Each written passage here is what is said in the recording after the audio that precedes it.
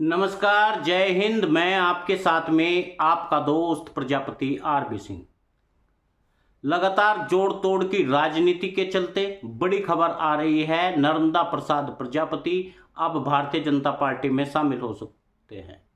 विधानसभा चुनाव में जहां 1 महीने से भी कम समय बचा है, वहां जोड़ तोड़ की राजनीति लगातार जारी है। टिकट कटने से कई कांग्रेस बीजेपी पार्टी छोड़ चुके हैं। ऐसे में एक बड़ा नाम सामने आ रहा है। कहा जा रहा है पूर्व विधानसभा अध्यक्ष एनपी प्रजापति कांग्रेस छोड़कर भारतीय जनता पार्टी का दामन थाम सकते हैं। मध्य प्रदेश में कांग्रेस का बड़ा झटका लग सकता है। ऐसी खबर है कि पार्टी के कद्दावर नेता पूर्व विधानसभा अध्यक्ष एनपी प्रजापति भारतीय जनता पार्टी में शामिल हो सकते हैं। एनपी प्रजापति पार्टी से नाराज बताए जा रहे हैं। कांग्रेस में हाल में ही 144 सीटों पर उम्मीदवारों का ऐलान किया, जिसमें नरसिंहपुर जिले की गोटेगांव सीट से एनपी प्रजापति का टिकट काट दिया।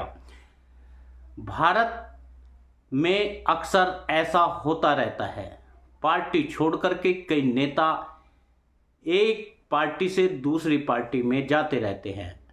ऐसे में ही एनपी प्रजापति ने भी अपना पक्ष बताया कि उन्होंने केवल संवैधानिक अधिकार का पालन किया था।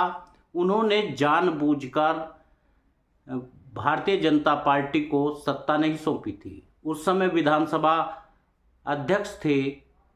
यही आरोप लग रहा है कांग्रेस की तरफ से नर्मदा प्रसाद प्रजापति पर। चर्चाएं यह भी चल रही है कि प्रहलाद पटेल के संपर्क में नर्मदा प्रसाद प्रजापति है। चुनाव के बीच सियासी गलियारों में यह चर्चा लगातार चल रही है, चूंकि एनपी प्रजापति एक कद्दावर नेता है और ऐसे कद्दावर नेता यदि मध्य प्रदेश की राजनीति में पार्टी छोड़ देंगे तो हड़कंप मच जाएगा।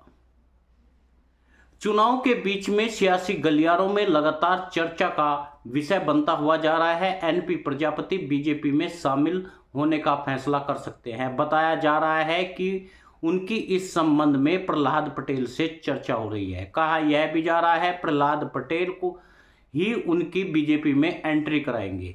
हालांकि दोनों नेताओं की ओर से अभी तक कोई आधिकारिक बयान नहीं आया।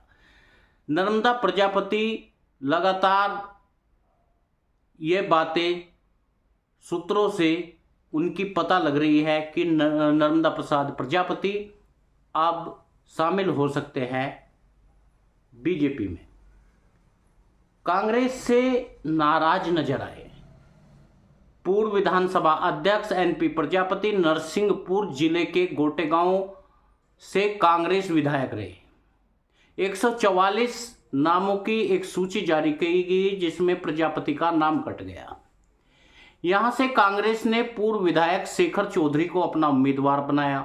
वरिष्ठ पत्रकार पवन देवालिया कहते हैं चुनाव में इस तरह से अटकलों को जमीन पर मिलने में समय लगता है। कई बार तो ऐसा यह होता है कि दबाव बनाने के लिए इस तरह की चर्चाओं को हवा दी जाती है। कांग्रेस के टिकटों पर पुनर्विचार की भी चर्चा है। मुमकिन है कि दबाव दिया जा रहा हो, लेकिन सच क्या है यह तो बाद में ही पता चलेगा। यदि एनपी प्रजापति का वास्तव में टिकट कट जाता है या उन्हें टिकट नहीं दिया जाता या उस विषय पर विचार नहीं किया जाता, तो इससे लगता है कि कांग्रेस पार्टी को बड़ा झटका मध्य प्रदेश में लग सकता है, क्योंकि एनपी प्रजापति कई सीटों को प्रभावित भी करते हैं। यह बात सोचने के लिए कांग्रेस को अब सोचना पड़ेगा। एनपी प्रजापति जिस समय विधानसभा अध्यक्ष थे, उस दौरान 2020 में थोक विधायकों के इस्तीफे हुए थे। गोटेगांव से सब प्रजापति का टिकट काटा गया तो कांग्रेस भी सत्ते में कुछ नेता आ गए। आखिर पार्टी ने यह फैसला किस आधार पर लिया? अब देखना यह होगा क्या एनपी प्रजापति के इस टिकट पर पुनर्विचार हो सकता है क्या। यदि एनपी प्रजापति भारतीय जनता पार्टी में शामिल हो गए तो कांग्रेस को बड़ा झटका लगेगा क्या। हालांकि मध्य प्रदेश में कांग्रेस की हवा बह रही है, हर कोई यही बता रहा है कि अब की बार कांग्रेस सरकार मध्य प्रदेश में आ रही है। उसी के साथ साथ में राजस्थान में भी अब कांग्रेस की हवा चल रही है। उसी के साथ तेलंगाना में जोर खरोश के साथ में फिर कांग्रेस आ रही है, यानी कांग्रेस का जनाधार अब बढ़ता हुआ दिखाई दे रहा है।